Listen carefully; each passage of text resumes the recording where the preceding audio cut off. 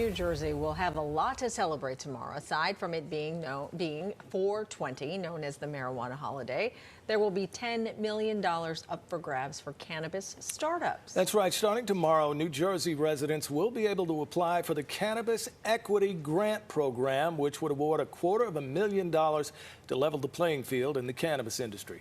And joining us this morning, the architects of this grant, Tai Cooper and James Jackson, a cannabis equity advocate. Good morning, guys. We appreciate you being with us. Good morning. Good morning. Well, Tai, I'm going to start with you. This is one of the largest cannabis equity grants in the country. So what led you to come up with the idea? And more importantly, where is all of this money coming from? No, so first of all, thank you so much for having us. This is such a historic moment for New Jersey. We do, in fact, have the largest cannabis grants in the nation. This is incredibly important for us. The governor started out with a mandate to create a stronger and fairer New Jersey, and cannabis really is at the center of this. We are launching a program with a grant, like we said, of $250,000. This comes from funding appropriated by the state legislature for startups, and we're specifically focusing on cannabis grants. And so we are launching our joint venture program tomorrow, pun intended, definitely. And again, this really is to help those that have been left out of this market. As we know, cannabis has such a high barrier to entry, with the price of entering ranging from between $600,000 to upwards of $10 million. And so grants like this are really established to level that playing field. So we're incredibly excited about the program we have, the work we put into it, and also just the outcome to create a more equitable playing space in the cannabis field. Yeah, you're talking about challenges. James, can you relate? I mean, as a cannabis advocate and an entrepreneur yourself, what kind of challenges have you faced getting your foot in the door in this industry? How much time do we have? I guess that's the first question. Yeah. I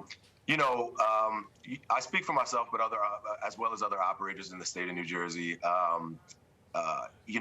The first thing that you have to even, consider in the state of New Jersey is, there is very little inventory in the commercial real estate market, right? You have to be able to find a building that suits you, whether you're a manufacturer, cultivator, or a retailer. You also have to find a real estate that allows you to be in the correct zoning of a municipality. And that kind of takes me to my next challenge, which is actually convincing municipalities to allow you to headquarter and allow you to pursue your business.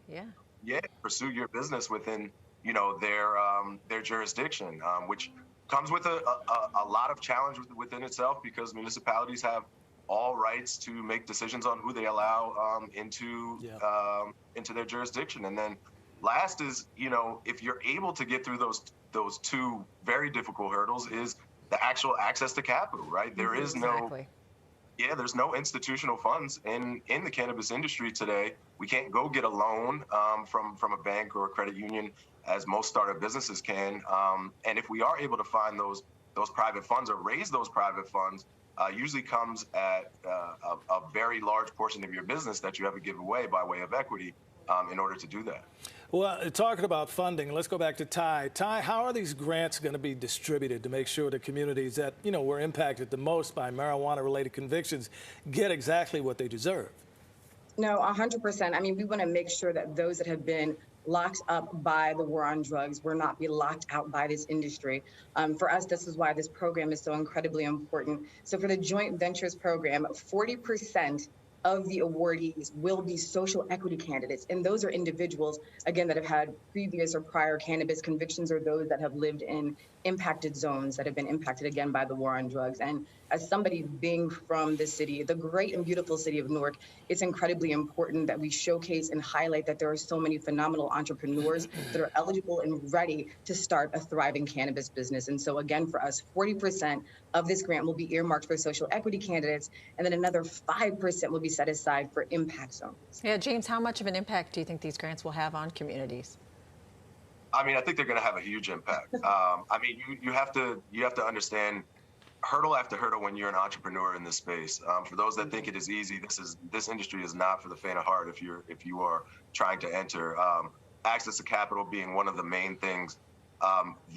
These grants will allow companies to progress, allow companies to move forward, and allow companies to pay themselves back for the debt that they've gotten into, right?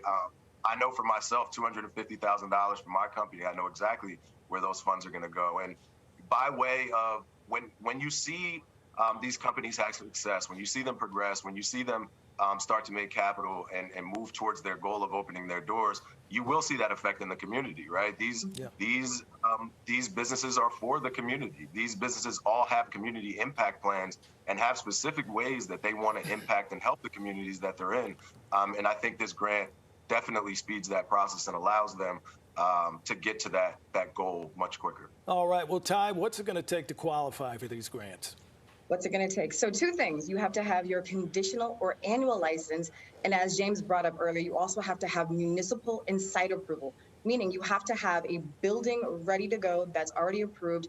And the municipality, which again are partners with us in so much of this, has to have approved your business in that designated location. So site approval, municipal approval, and we also have an eligibility assessment tool to ensure that you're eligible and ready to actually apply for the grant. And the application is already online, meaning we're giving you the test before you actually take it. So the application launches tomorrow. But again, we have an eligibility assessment tool and also an FAQ sheet and the application online so folks can have that information before this competitive grant rolls out tomorrow. Yeah, definitely making it a lot easier for those folks. Tai Cooper and James Jackson, thank you again for joining us this morning. And remember, if you live in New Jersey, those grant applications, as she just said, open up at 10 o'clock tomorrow morning.